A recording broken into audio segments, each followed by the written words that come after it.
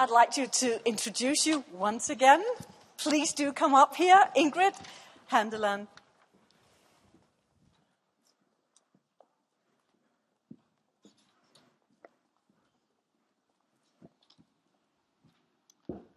Okay, I'm asked to reflect on what has been going on for 2 days. I must have been an idiot saying yes, but I'll try to do my best. And on top of that, I will try during 20 minutes to also reflect on what has been going on during these conferences for the last 3 years. We'll see how this goes.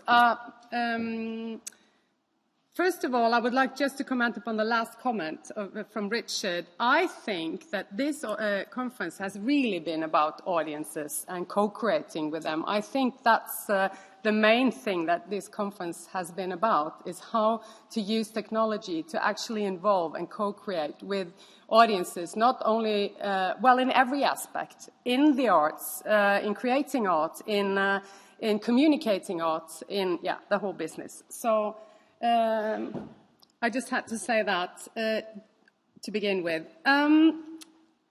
As Director of Audiences Norway, I'm representing the organization that actually started the ball with these Arts and Audiences conferences in 2011 in Bergen. We had then already been in contact with people across the Nordic countries, not at least Nils Rigolt and the CKI, and been attending a conference there in Copenhagen. But then we decided that we needed, as we were young and we were hungry for knowledge and insight from people who had been working in the field for a long time, so we decided to make this Nordic conference series to actually learn and hopefully being able to share back. So we did it in 2011, and we carried out one conference in Bergen in 11, one in Stockholm in 12, and one in Helsinki last year. And I can't possibly go over all the stuff that we have been going through, but it's interesting for me at least to notice that there has been a learning journey from the first conference. In the first conference, we have been talking a lot about languages. We were still in the language of arts marketing and audience development very much. It was said back in those days, it seemed very long ago now, that arts marketing is dead and long live audience development, and everybody loved the word audience development. Now, something already last year, audience development was not longer useful for us anymore.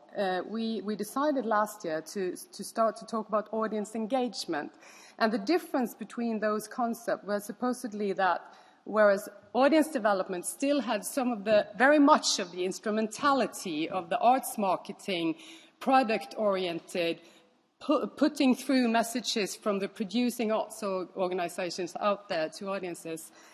Audience engagement as a new concept should capture this passion to create relations, like you were talking about, Erling and Carolina yesterday, about weaving relations with audiences. Whether it's a really true difference or whether it's a matter of inventing new concepts because it's so hard to rebrand the concept if it's already been stained. So I'm not sure whether it's because whether there is a really, really new... I think marketers can have been weaving relations as well before, but anyway, I just had to say that. There is a development, there is a learning journey going on, and one of the tools we invented in this conference to have to secure learning was that we in the closing session of every conference we voted on most important lessons learned and strategies to take home to work with. We're not going to do that this year, but I'm going to sum up for you the the lessons or top strategies or whatever you would like to call them that we actually have been, you guys that have been attending, the audience of the conference, have been voting on. And it's interesting to see, and after that I will try to give you my impression of the most important lessons learned, strategies, actions to be taken, whatever, from this year's conference. Okay. Let me see here if I can find it in my notes. Would be interesting. Yes.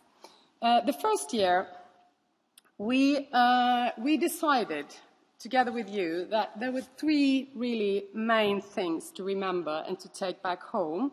Maybe it's banal, maybe it's... but this is anyway what we voted for.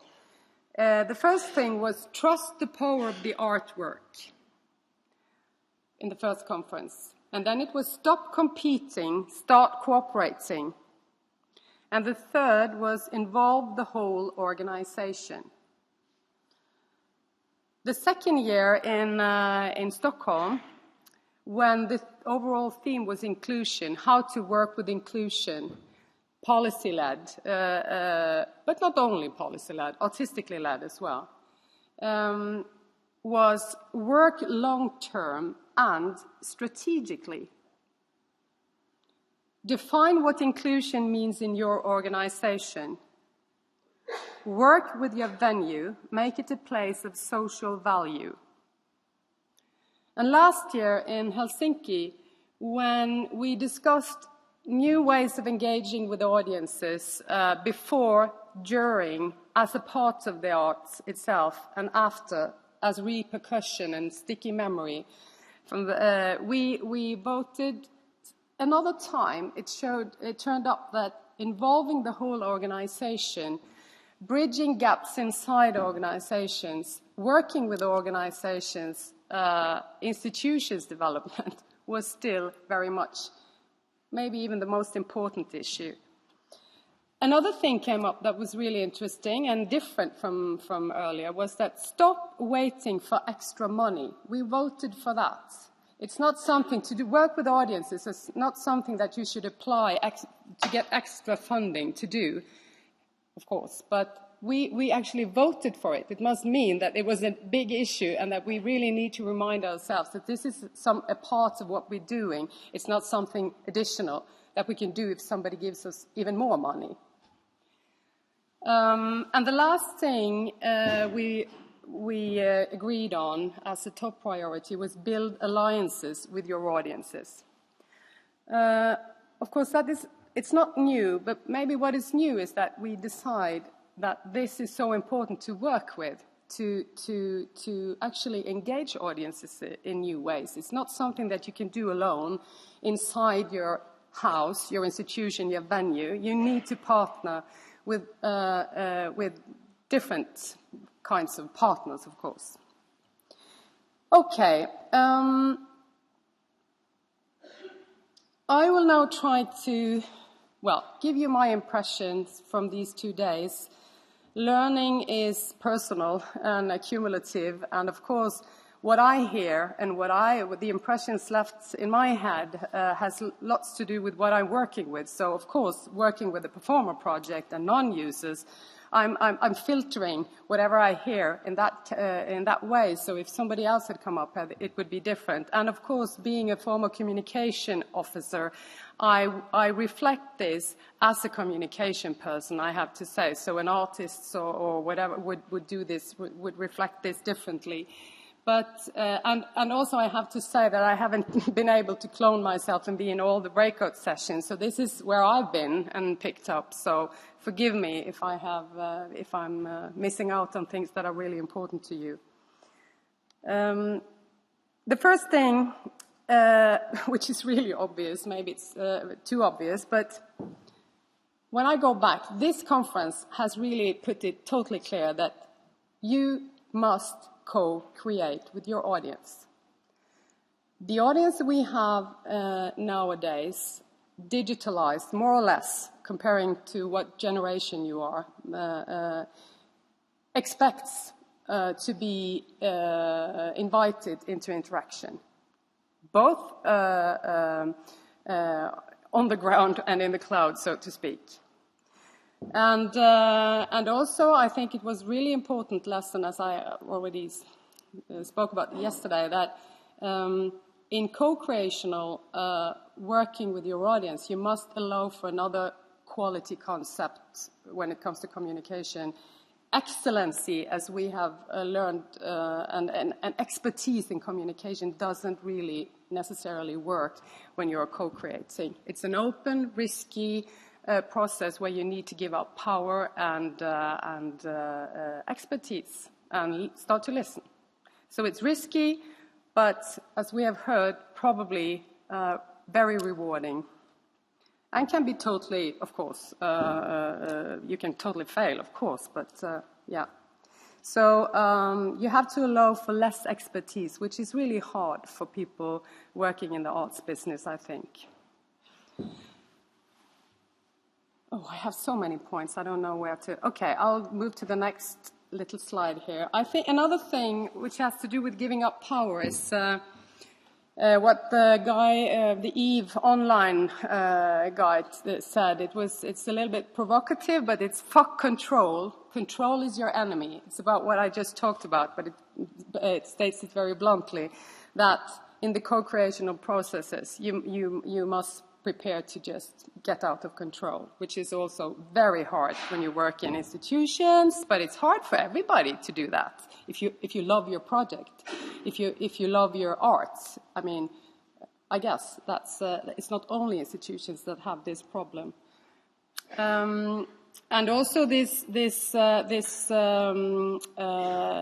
message that came very clearly through, that you have to make. It's not about making yourself look good. That's also another thing. We've been learned to brand our organizations. And this EVE Online guy said, we have taken away the brand. We're putting it in the end of the... It's not like we're there to brand ourselves. We're there to kind of brand audiences, players, excellence. It's upside down. I don't know if I would really go home and implement it, but it's very interesting to have it put forward so clearly. Then there is the issue of whether we, with this conference, embrace technology, or whether technology is the solution to everything. Whether everything is technology, actually. So digital is not more. Well, maybe